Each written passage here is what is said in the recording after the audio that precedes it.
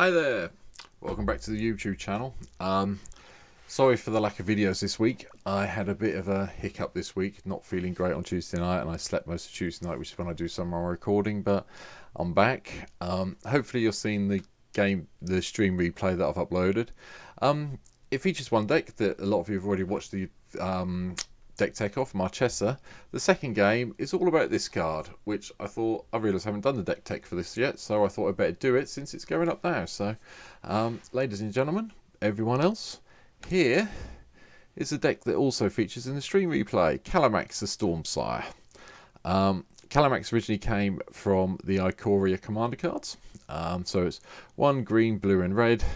Legendary Elemental Dinosaur. Whenever you cast your first instant spell each turn, if Kalamax is tapped, copy that spell. You may choose new targets for that copy. Whenever you copy an instant spell, put +1/+1 counter on Kalamax. Fairly simple. The problem is, with Kalamax, you've got no actual way, naturally, to tap Kalamax. It doesn't come in with a mana ability. It's got no tap, do XYZ ability or anything like that.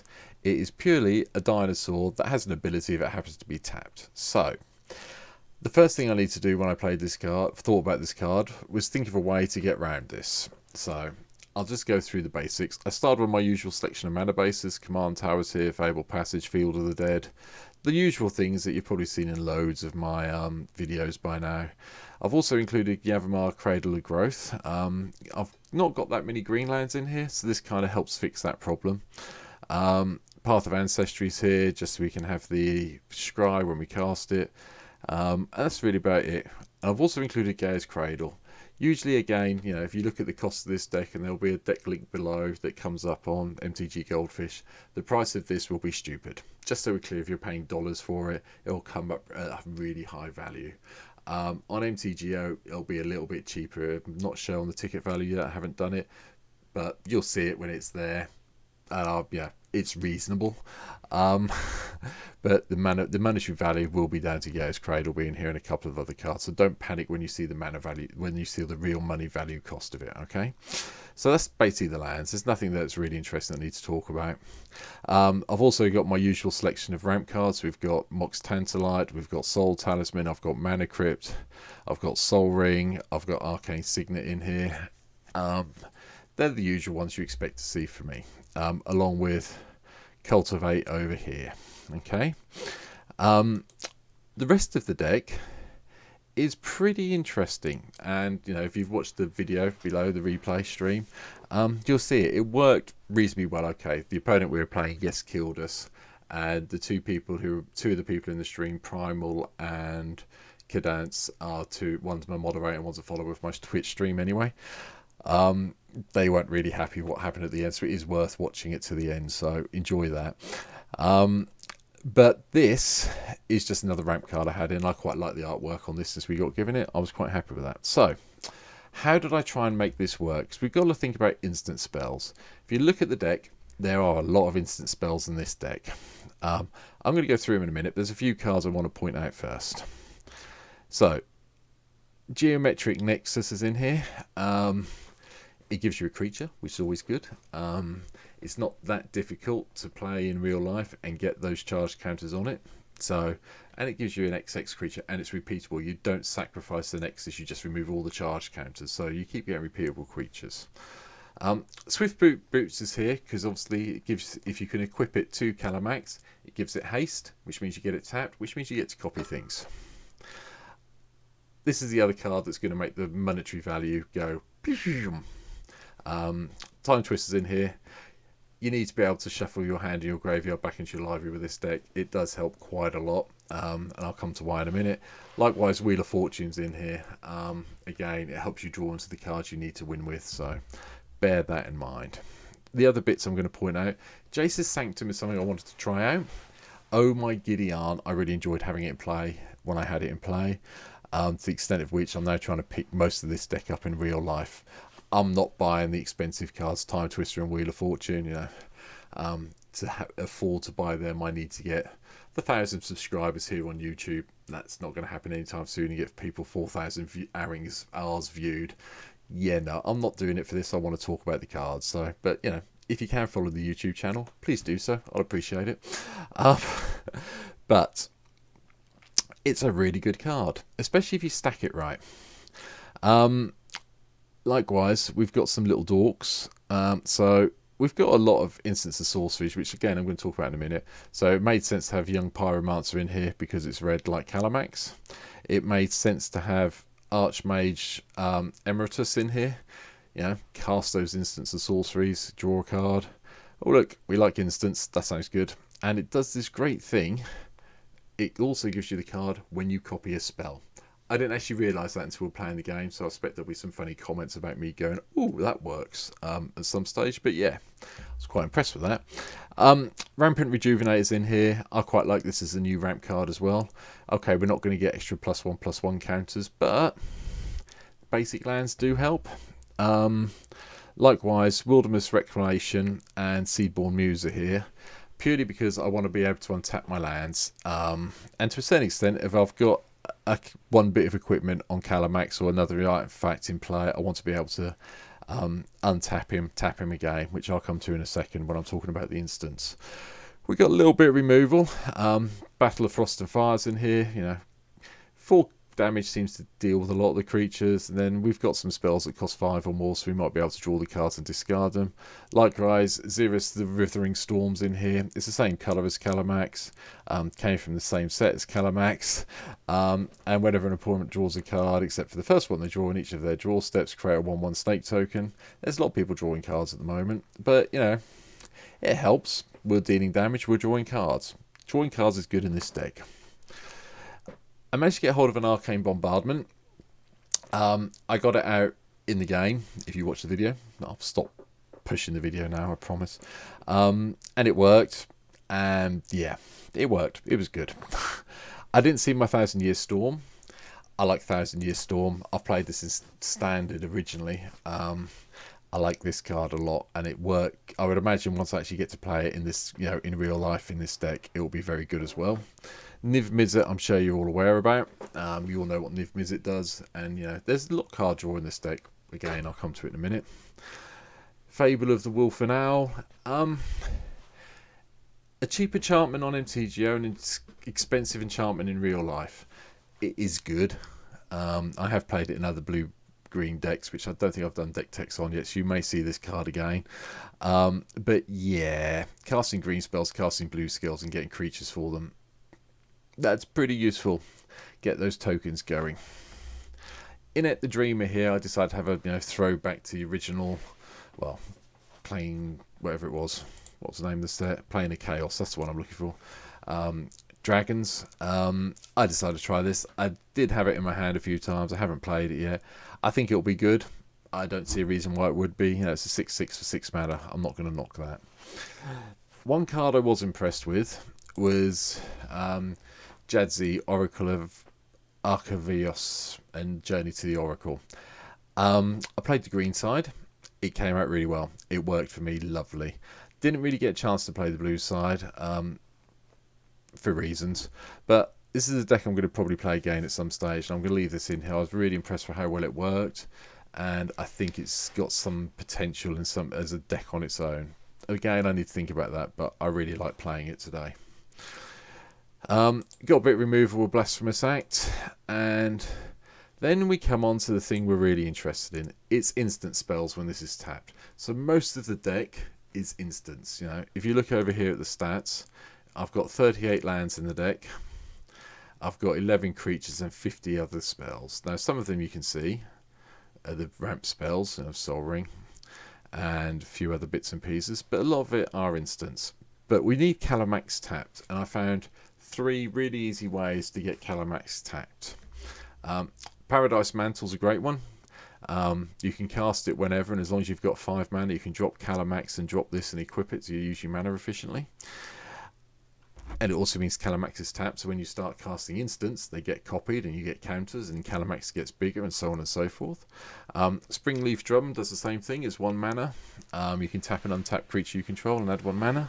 This works really well with some of the 1-drop spells you can see above that I'll go through in a minute, because you could play this on, say, turn 3, drop Kalamax on turn 4, tap this, tap Kalamax, cast one of the instants, get 2 copies of that instant, make Kalamax into a 5/5.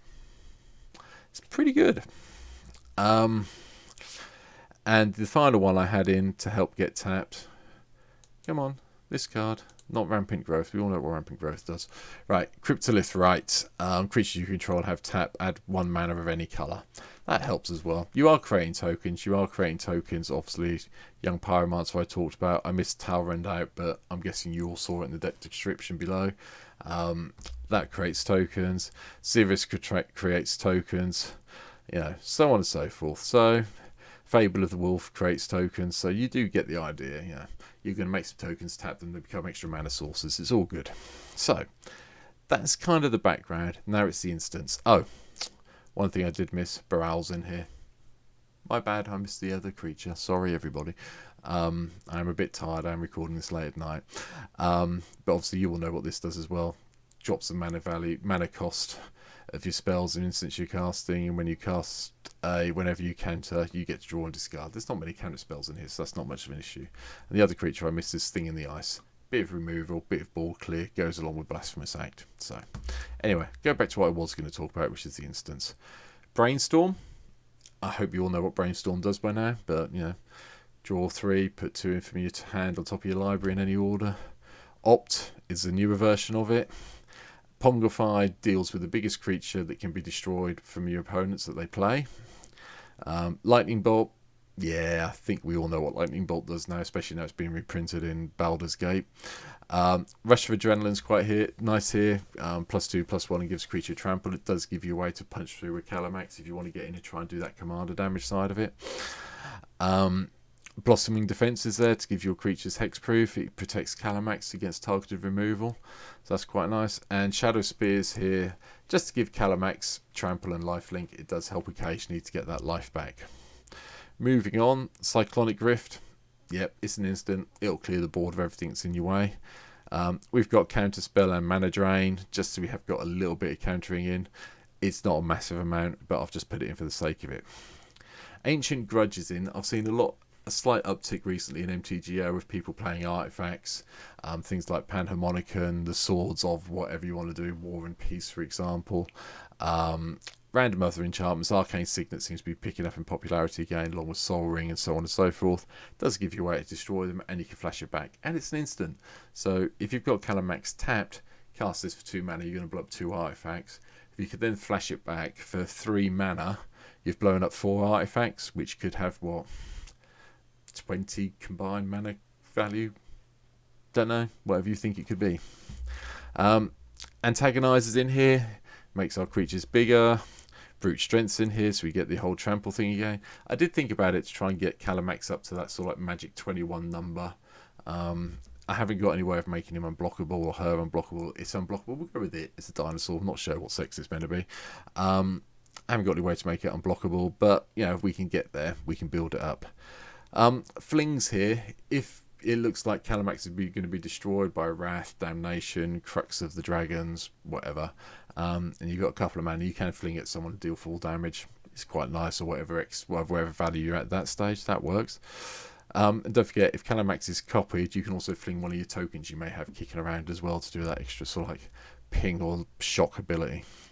Lightning Strike is just a more expensive version of Lightning Bolt. Magma Jet's here so we can scry more than anything else, but occasionally you'll get it copied and do 4 damage to something. It does help.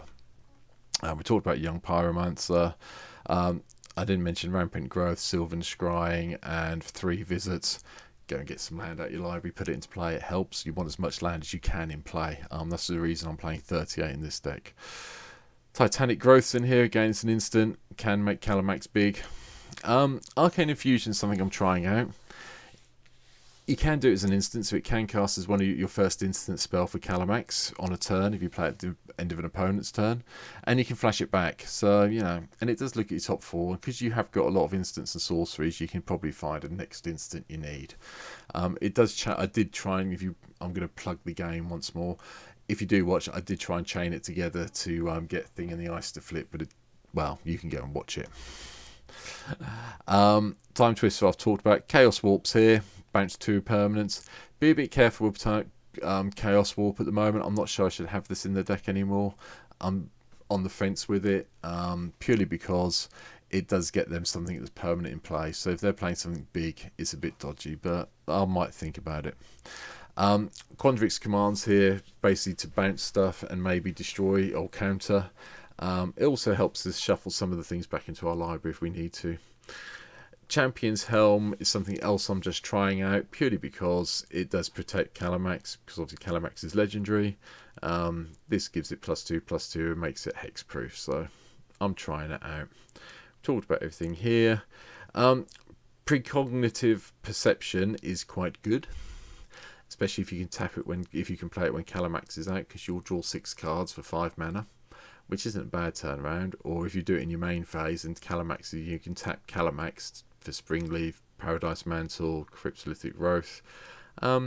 Yeah, you get to basically scry 6, draw 6. Can't really complain about that. Primal Command I didn't mention, but it's in here. It helps shuffle the stuff back into from your graveyard into your library.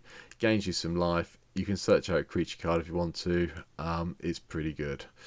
Prophetic Bolt is another instant. 5 mana is a bit expensive, but it does do 4 damage. You do get to look at the top 4 cards and put one in your hand, so that works out for me. That's why it's in here from my point of view. We've talked about everything here. Spring helps you ramp in the early game. Mine means once you've got Kalamax in play and it's tapped, 6 mana draws you 4 cards. It's not bad, and it sits in the graveyard, and people tend to forget about it. They don't tend to remove it. Luxurious Liberation, I want to try this out from New Capenna, mainly because, you know, pumping X mana in to protect Kalamax isn't a bad idea if you can't tap it. It keeps it alive through a lot of things that may happen to it. Plus the fact you get a little 1/1 green white citizen token. Obviously, if Kalamax is tapped and it's the first instant spell you play in a turn, you get 2 of the tokens. So, you know, get a few more creatures in play with hopefully Cryptolith right. You've got some extra mana to play around with. Even the Score is also in that. I want to try this out. Is your opponent going to draw more than 4 cards in a turn? Possibly, maybe not. Who knows? But at the end of the day, you have a lot of mana in this deck. We've got all the artifacts to back it all up. And we can draw X cards. And we want to be digging into our instance. We want to be digging into our Primal Command. And so on and so forth. So it's worth our time twister. So it's worth it. And it is, again, it's a card that if you do watch the video that I promised I wouldn't plug, and I've now done twice since then, so sorry. You didn't see me cast it, but I'm going to keep it in. I'm going to play the deck again at some stage and see if we can get a bit more of it to go off. But anyway, that's it. That was just a quick guide to Kalamax. Thank you to everyone who's been watching these videos. Please carry on. As you may or may not be aware, it seems like some of the Battle for Baldur's Gate stuff has been released onto MTGO and it's starting to show up. So I will be doing some more deck techs like this shortly, once I've got maybe paid or I found some way to get some tickets so I can sell some old stuff back to the traders to buy the new ones. Anyway, that's a me problem, not a you problem. But thank you for watching this. Keep an eye out for the other deck techs. Hopefully they'll be coming up next week. I'm going to try and have a bit of a bash and get a few more done, so there's a few more things coming up every day on the YouTube channel. But please, for my sake, if you're here watching this, hit the subscribe button. Don't actually do anything else. If you come over on Twitch, come and join us on Twitch. I'm over there, twitch.tv/Rekmar1. The link's below. Love it if you can come and follow me over there as well. You know, and if you've got a free Amazon Prime subscription sitting there not doing anything, come and join my team. But anyway, like I say, thanks for watching this video. Hope you're okay. More coming soon. Take care. See you all soon. Bye.